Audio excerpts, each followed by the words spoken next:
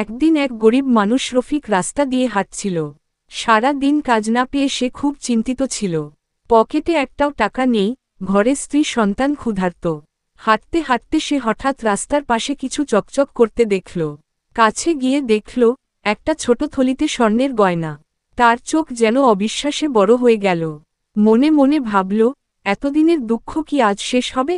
কিন্তু পরক্ষণেই তার মনে দ্বন্দ্ব জাগল, এটা তো নিশ্চয় কারো হারানো জিনিস। সে থলিটা তুলে নিল, কিন্তু নিজের কাছে রাখল না। গ্রামের চৌধুরীর কাছে গিয়ে বলল, আমি এই স্বর্ণটা রাস্তায় পেয়েছি, যদি কেউ হারিয়ে থাকে, দয়া করে ফিরিয়ে দিন।